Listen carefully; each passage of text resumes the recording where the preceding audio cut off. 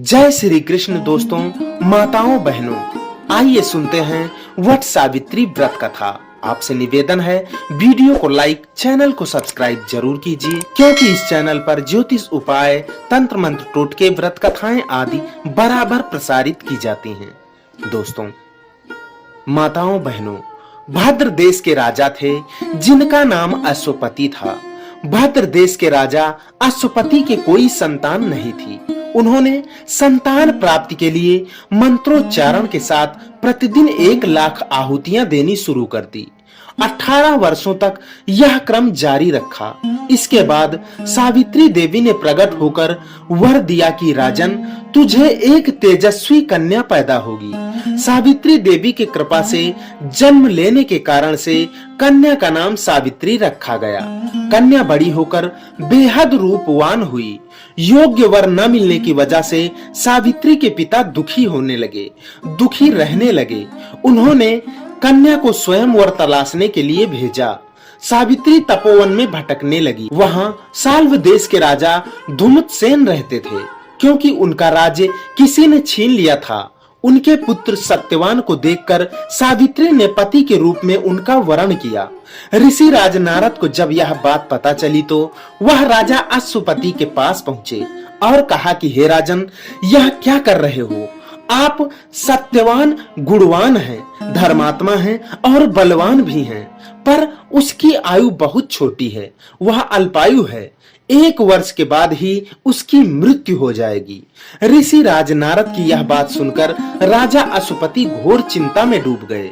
सावित्री ने उनसे कारण पूछा तो राजा ने कहा, पुत्री, तुमने जिस राजकुमार को अपने वर के रूप में चुना है वह अल्पायु है। तुम्हें किसी और को अपना जीवन साथी बनाना चाहिए। इस पर सावित्री ने कहा कि पिताजी, आर्य कन्याएं अपने पति का एक बार ही वरण करती हैं। राजा एक बार ही आज्ञा देता है और पंडित एक बार ही प्रतिज्ञा करते हैं और कन्यादान भी एक ही बार किया जाता है।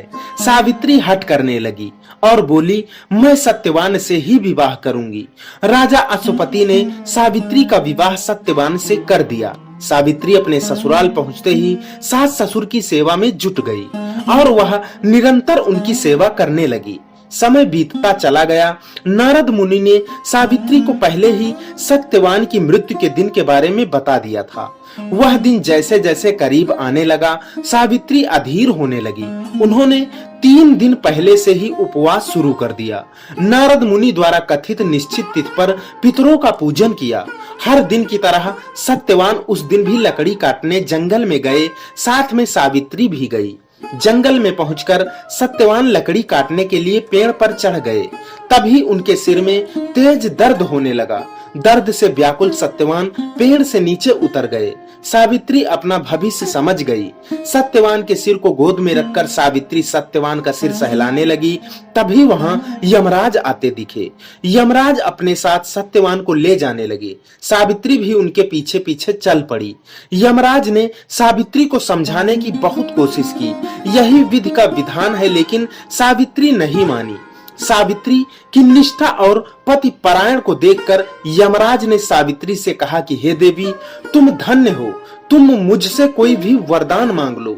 सावित्री ने कहा कि मेरे सास ससुर वनवासी और अंधे हैं, उन्हें आप दिव्य ज्योति प्रदान करें।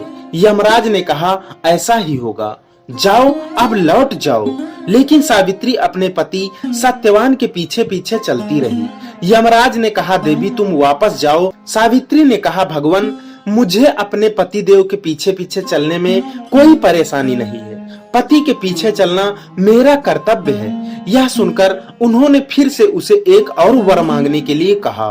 सावित्री बोली, हमारे ससुर का राज्य छिन गया है, उसे पुनः वापस दिला दे। यमराज ने सावित्री से यह वरदान भी दे दिया और कहा, तुम लौट जाओ। लेकिन सावित्री पीछे पीछे चलती रही। यमराज ने सावित्री को तीसरा वरदान मांगने को कहा। इस पर सावित्री ने 100 संतानों और सौभाग्य का वरदान मांगा।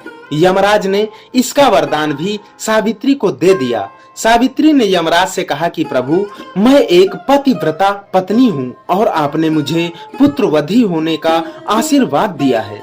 यह सुनकर यमराज को सत्यवान के प्राण छोड़ने पड़े। यमराज अंतर्ध्यान हो गए और सावित्री उसी वट वृक्ष के पास आ गई जहां उसके पति का मृत शरीर पड़ा था। सत्यवान जीवंत हो गया और दोनों खुशी खुशी अपने राज्य की ओर चल पड़े। दोनों जब घर पहुंचते हैं तो देखा कि माता पिता की दिव्य ज्योति प्राप्त हो गई है। इस प्रकार सावित्री सत्यवान चिरकाल तक राज्य सुख भोगते रहे। अतः पतिव्रता सावित्री के अनुरूप ही प्रथम अपने ससुर का सास का उचित पूजन करने के साथ ही अन्य विधियों को प्रारंभ करें। वर सावित्री व्रत करने और इस कथा को सुनने से उपवासक के वैवाहिक जीवन या जीवन साथी की आयु पर किसी प्रकार का कोई संकट भी नहीं आता है। आता भी है तो वह टल जाता है। तो दोस्तों मित्रों, माताओं बहनों, यह थी वट सावित्री व्रत की कथा। आशा करता हूं आपको पसंद जरूर आई होगी। आपसे निवेदन है, कृपया चैनल को सब्सक्राइब जरूर करें, साथ ही वीडियो को लाइक करें और दोस्तों मित्रों को शेयर भी करें। इसी के साथ विदा लेते हैं। तब तक के लिए जय श्री कृष्ण।